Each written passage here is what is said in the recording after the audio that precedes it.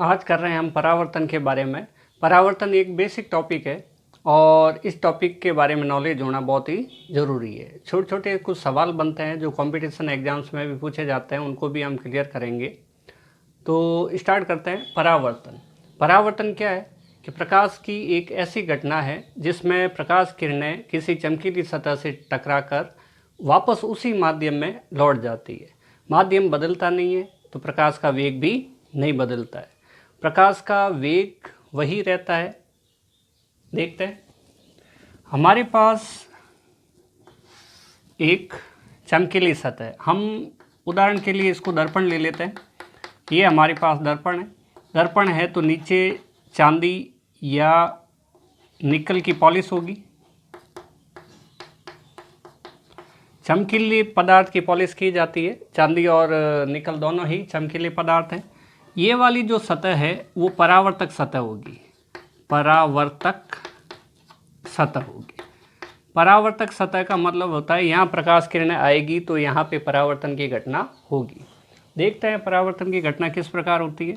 ये आपतित किरण हमारे पास, प्रकाश किरणें आई, इंसिडेंट रे, इसको हम कहेंगे आपतित किरण, इंसिडेंट रे। तो ये आपतित किरण है। अब ये प्रकाश किरण, इधर हवा है, ये पूरा हवा वाला माध्यम है, तो ये प्रकाश किरण वापस इस माध्यम में लौट जाएगी। तो ध्यान से देखते हैं तो पता चलता है कि ये पूरा हवाई है और एक ही साइड है, माध्यम बदला नहीं है। प्रकाश किरणें इसमें अंदर की ओर प्रवेश नहीं की है दर्पण में, और ये इसका अभिलंब कहलाएगा। अभिलंब मतलब नॉर्मल। ये जो सतह है, चमकीली सतह जिसको हम दर्पण कह रहे हैं, इससे 90 डिग्री पर बनने वाला कोण, ये रेखा, काल्पनिक रेखा, वो क्या कहलाएगी? अभिलंब कहलाएगी। अभिलंब, नॉर्मल। तो ये हो गया।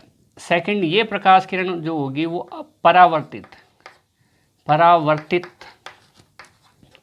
प्रकाश किरण, रिफ्लेक्टेड रे। तो यहाँ पे तीन चीज़ें प्राप्त हुई अपने को: आपतित किरण, अभिलंब और परावर्तित किरण। तो पहला नियम इनका है कि ये तीनों एक ही तल में उपस्थित होते हैं।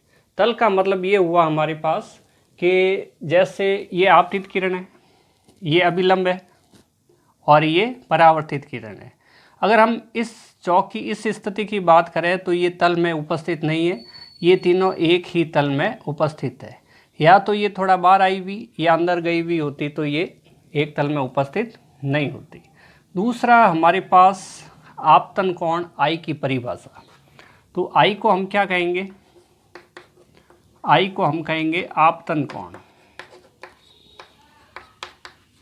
और आर को क्या कहेंगे? परावर्तन कोण। तो देखते हैं परावर्तन आपतन कोण की परिभाषा क्या बनेगी। अभिलंब और आपतित किरण, मतलब इंसिडेंट रे और नॉर्मल के बीच बनने वाला एंगल जो होता है वो आपतन कोण कहलाता है।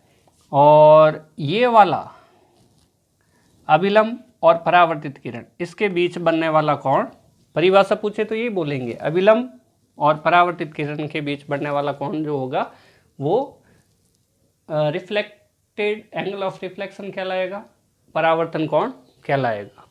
तो परिभाषा इसकी बहुत ही आसान है। जब प्रकाश किरणें किसी चमकीली सतह से टकराती है तो प्रकाश किरणें वापस उसी माध्यम में लौट जाती है। गुणों की बात करें तो इसका तरंगदैर्ध्य, आवृत्ति और वेग तीनों ही नियत रहते हैं, कांस्टेंट रहते हैं, तीनों कोई भी नहीं बदलता।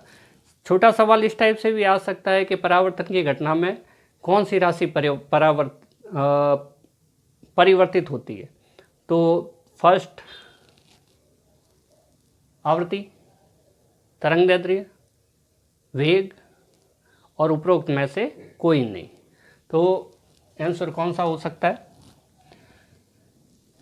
कोई भी चीज़ नहीं बदलती। हम परावर्तन की परिभाषा लिख रहे हैं। यदि कोई प्रकाश किरण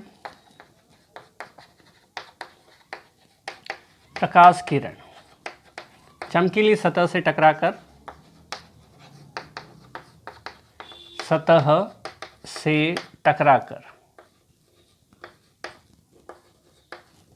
वापस उसी माध्यम में लौट जाती है तो प्रकाश की घटना, यह घटना क्या कहलाती है? परावर्तन कहलाती है। परावर्तन कहलाती है। परावर्तन के नियम है, अभी बात की थी हमने नियमों के बारे में। पहला नियम यह है, आपतित किरण, अभिलंब और परावर्तित किरण तीनों एक ही तल में होते हैं। दूसरा नियम है कि ये कोण, आपतन कोण I और परावर्तन कोण R दोनों बराबर होते हैं। कोण I बराबर कोण R। कुछ याद रखने की बातें, आपतन कोण I की परिभाषा, R की परिभाषा और कौन कौन सी राशि नियत रहती है या परिवर्तित होती है, हम पहला नियम कर रहे हैं। तो इसमें लिखेंगे आपतित किरण,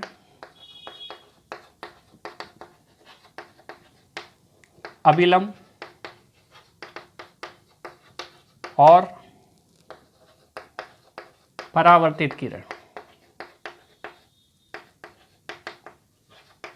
तीनों एक ही तल में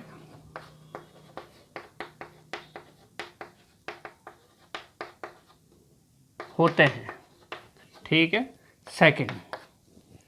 सेकंड में हम लिखेंगे आपतन कोण I और परावर्तन कोण R का मान बिल्कुल बराबर रहता है। तो लिखते हैं आपतन कोण I तथा परावर्तन कोण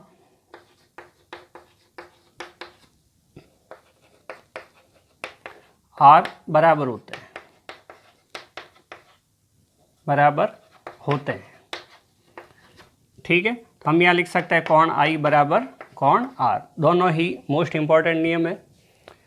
तो हम यहाँ पे भी लिख सकते हैं कोण I बराबर कोण R। अब यहाँ पे एक बात ये आ जाती है कि भाई कोण I की परिभाषा क्या होगी, यानी कि आपतन कोण की परिभाषा। ठीक है। तो आपतन कोण के बारे में अगर लिखना हो, आपतन कोण I के बारे में अगर लिखना हो तो हम क्या परिभाषा लिखेंगे? हम लिखेंगे आपतित किरण और अभिलंब के बीच बनने वाला कोण। आपतित किरण और अभिलंब के मध्य बनने वाला कोण क्या कहलाता है? आपतन कोण I कहलाता है। कोण I कहलाता है।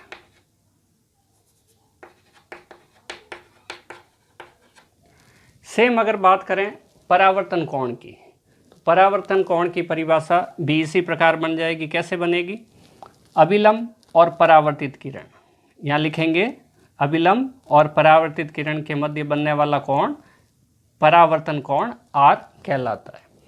एक और बात जो मोस्ट इंपॉर्टेंट है, इस घटना में नोट लिख सकते हैं, इस घटना में आवृत्ति, तरंगदैर्ध्य और प्रकाश का वेग तीनों ही नियत रहते हैं। आवृत्ति, तरंगदैर्ध्य, वेग नियत रहते हैं।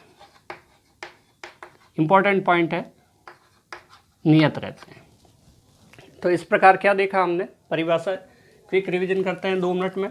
यदि किसी प्रकार कोई भी प्रकाश किरण चमकीली सतह से टकराती है तो जिस माध्यम से आई है वापस उसी माध्यम में लौट जाती है।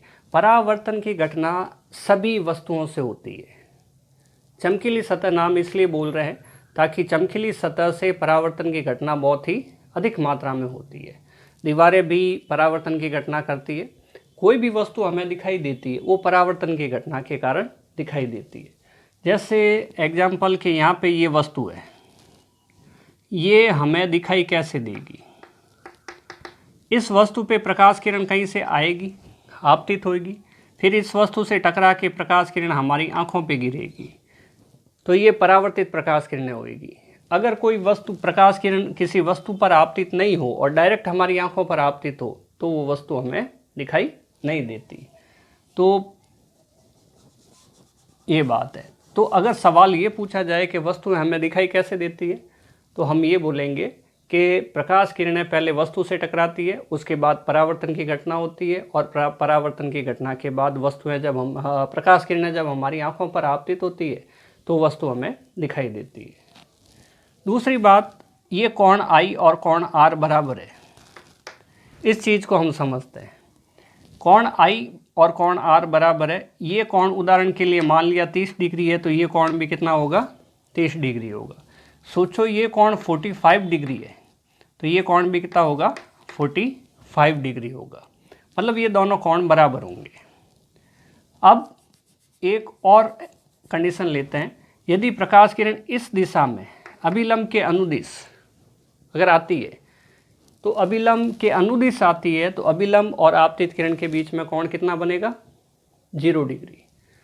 तो ये प्रकाश किरण 0 डिग्री पर यहाँ पर आपतित होगी, तो वापस इसी दिशा के अंदर परावर्तित हो जाएगी। उदाहरण के लिए समझने का प्रयास करें तो ये हमारे पास दर्पण है, इस टाइप से प्रकाश किरणें आएगी तो वापस परावर्तित होकर इधर ही चली जाएगी। कहने का मतलब आपतित प्रकाश किरण, अभिलंब और परावर्तित प्रकाश किरणें तीनों एक ही सरल रेखा पर प्राप्त होगी।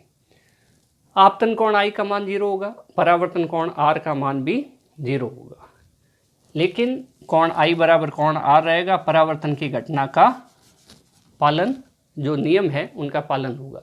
नियम बड़े ही आसान, आपतित किरण, अभिलंब और परावर्तित किरण तीनों एक ही तल में होते हैं। दूसरा, हमारे पास कोण I बराबर कोण R होता है। वस्तुओं को ज़्यादा चमकीला बनाने के लिए कैसे पदार्थ का उपयोग करते हैं, चांदी या निकल, मैक्सिमम यही काम आते हैं। चमकीली सतह से परावर्तन ज़्यादा होता है, मात्रा ज़्यादा रहती है। किसी भी सतह पर जब प्रकाश किरणें आपतित होती है तो 3 तरह की घटनाएं होती है। एक परावर्तन होता है, दूसरा पारगमन होता है, और तीसरा अवशोषण होता है। अवशोषण का मतलब प्रकाश ऊर्जा अवशोषित हो जाती है पदार्थ द्वारा। पारगमन का मतलब होता है प्रकाश किरणें पदार्थ के अंदर ट्रैवल करके आर पार भी निकल सकती है, या अंदर तक प्रकाश किरणें चली जाती है। तो ये था अपने पास कुछ परावर्तन के बारे में। नेक्स्ट टॉपिक हम करेंगे अपवर्तन।